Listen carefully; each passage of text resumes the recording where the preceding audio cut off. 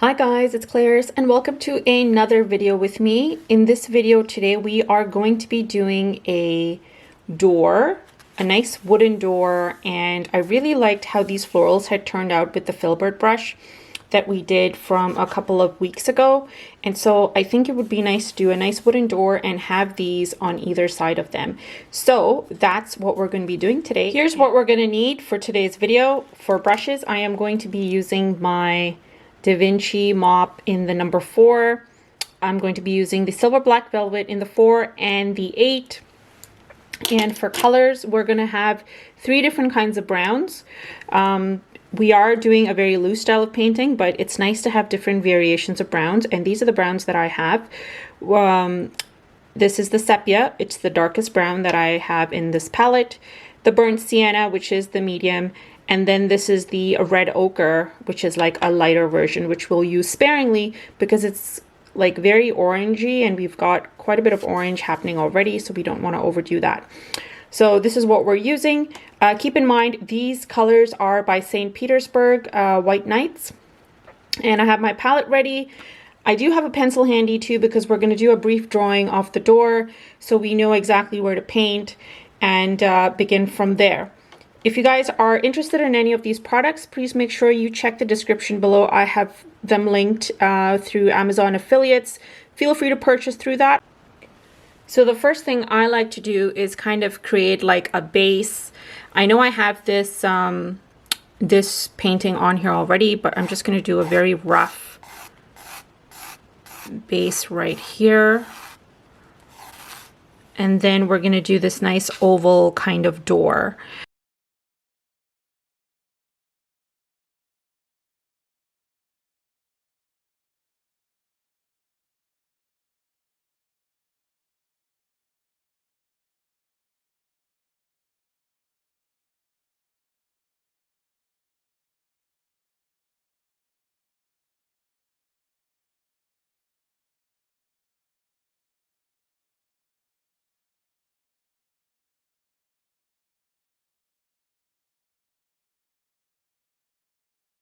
Okay, so this is the door I have quickly sketched out. It's very basic. It's like an oval shaped door, and we've got a couple of panels on the inside. I've designed this door. It's my custom door. So feel free to do something very similar, or do I guess a simpler version if you want to. If you cannot get your arcs properly, maybe just do a rectangular door and put in the panels. And don't forget the handle. All right, so we're ready to begin. We're going to start by mixing our colors. I have my palette right here. So we're going to start off by mixing in our lightest color. And I am going to get my, sorry, not the lightest one, the second lightest one. The lightest, we're just going to use it as a highlighter here and there. So this is the burnt sienna. So I'm getting some of my burnt sienna and I'm using my number 4 brush to kind of get the color on here. And we want to start off giving it a light wash and then get into darker hues. So I'm going to start off by using this mixture that we have here, using my number 4, and we're just going to paint the area. Give it a nice wash of color, getting some more of the color on here.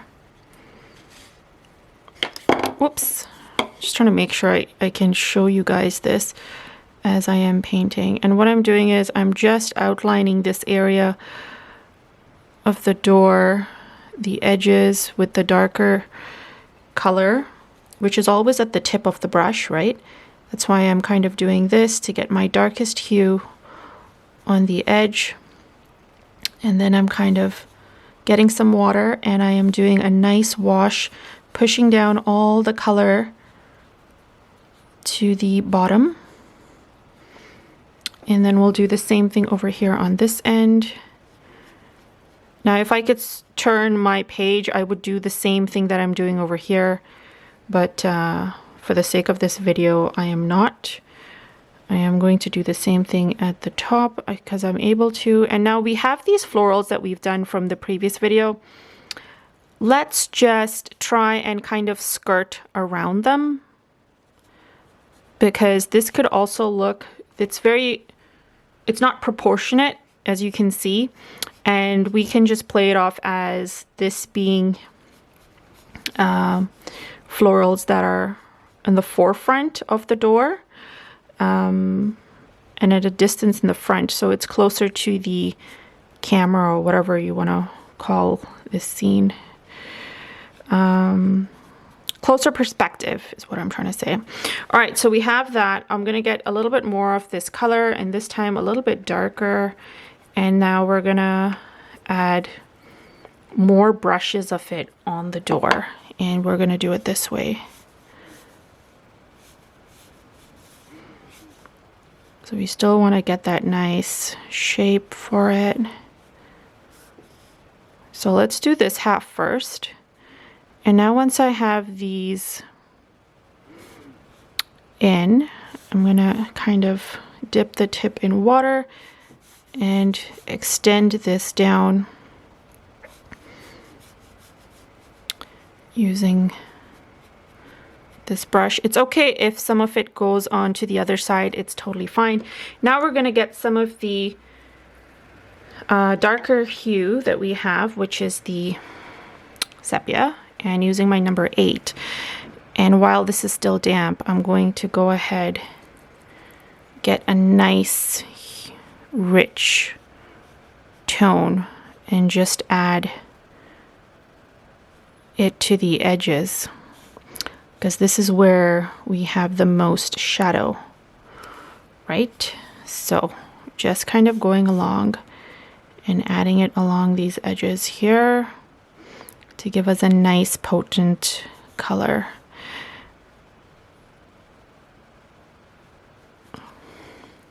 And then once we have that, I'm going to take some of the burnt sienna that we've been using, and I am just going to add another wash of it down.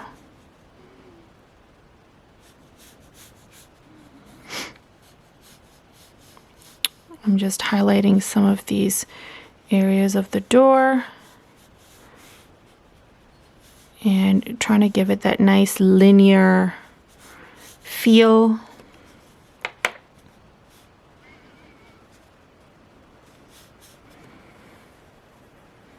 Right, going to get some of the darker hue again and just add it ever so lightly at the top, and then I want it to be almost like a transition of dark to light. So I'm just highlighting it a little bit more and just at the bottom. And then what we want to do is, while this is in this state of dampness, just go in and get some of this color and add without washing the brush, and we're just going to try and highlight these panels that we have happening. And it doesn't need to be perfect, but there needs to be like a hint of the panels. And this kind of dampness is good because it's giving us that soft feel. And you can see my lines are not perfection. They're very kind of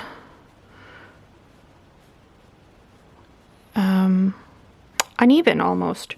But I like that uneven style because it kind of gives us that nice feel to the whole painting. Now I'm going to get some of the lightest one, which is the the red ochre. And I'm just going to like highlight, okay, it's a little bit extra dark here because we didn't wash off the color. So I'm just going to wash off some of the color, get some of this red ochre, and I'm just going to add a couple of like strokes using the number 8.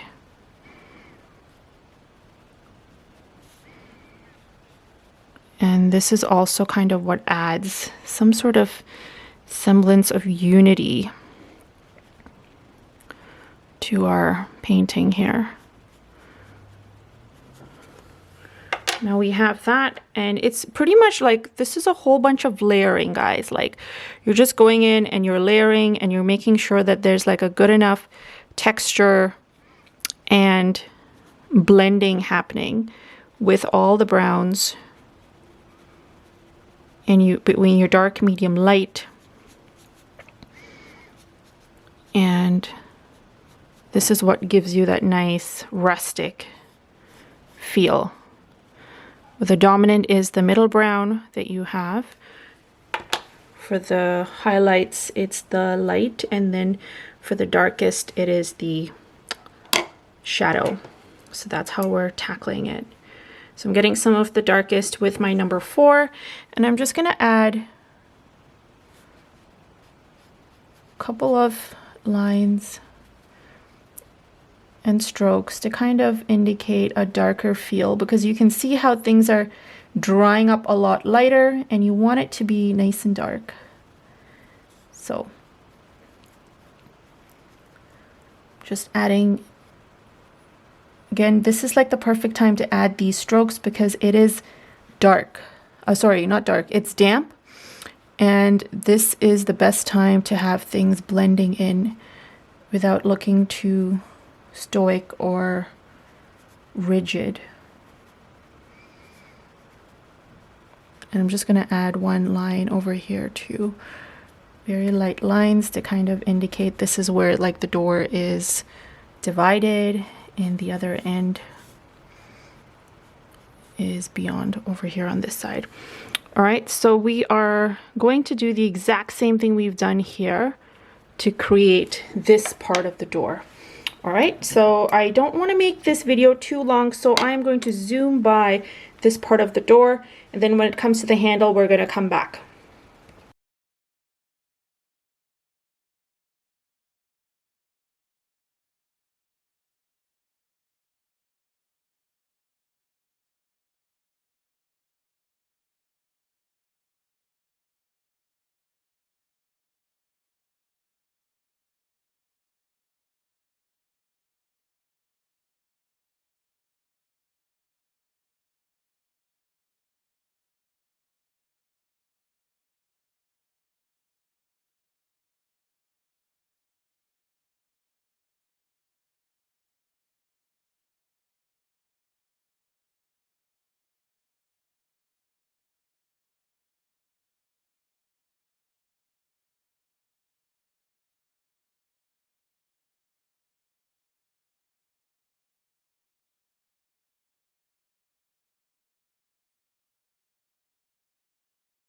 So we have finished this side. I just added a little bit of shadow. All I did was just, while it was damp, exactly like with the technique we did here, I just added a little extra dabs of paint to kind of indicate the shadow of the flowers. So this is how we've done it. This is what it looks like. Now we're just going to do the handle, and for the handle I'm going to use the darkest color that we have, which is the sepia, and I'm just going to create an outline to kind of indicate the handle, and then I'm going to mix it in with some of the burnt sienna, and I'm just going to create, like, as I'm doing this, I want to leave it so it's not fully painted in, but there's like a couple of like loose points indicating like white space or whatever, which is the background color technically, and then we leave it at that. And now for the rest of it, I am just going to give it a light wash of maybe a white or like a grayish color, and this will just make the door pop out even more. So that's the whole idea behind that. And so let's just use, I'm going to use my number 8 again, because I think that the 4 mop brush will be too big. So we'll use the number 8 and we'll get another color. Let's use like a turquoise, but like a very, very faint version of it, just like that. I'm mixing some water because we just want it to be like a nice wash to indicate like shadow not shadow, but like make it a little bright compared to what we have happening with the actual door. And I'm just giving it a nice smooth lay of color. And we're going all the way around. And I'm just going to put some down here as well. Now in this area, this is also where you could possibly do some shadow using like a darker version of this hue to kind of show the flowers. Mind you, if I were you, I would do this all over again, but I have done it on this sheet of paper just so you have an idea of what it would look like. Perspective wise, it's not bang on, but you get the idea. So what I would do is do the door first and then kind of do the florals around it, and that would look a lot more symmetrical and a lot more nicer. So like you see all these gaps right here, I probably would have done like a blue wash on this before to indicate the wall, and then done the florals. But it's like a very pretty effect, and I love how this looks. And I've had a couple of people actually ask me to do something like this previously. And so here it is. It's like one of those houses you would see in like Morocco or Greece or somewhere. With the flowers, somewhere hot. So I'm just adding a tad darker shade of color to kind of really bump up how this looks, and I'm just adding a little bit at the top as well.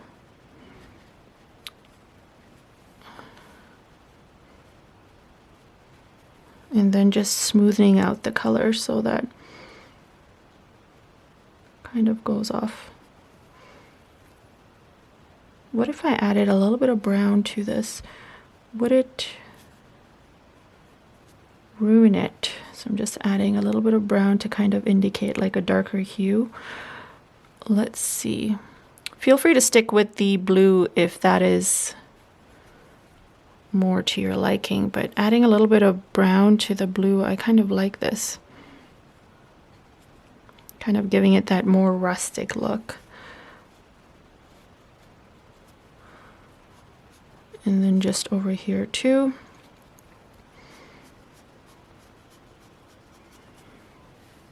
And then finally, for the actual bottom of this, we can kind of add a little bit of the blue or brown. I'm going to add some of the brown because we have some blue already. I'm just going to kind of very roughly add just a few strokes and darken this area here. And I want it to be like light and dark, so you can see I've done like very rough strokes at the bottom, leaving some white space almost, if you want to call it. And then I'm just going to darken this edge so it looks like it's closed up.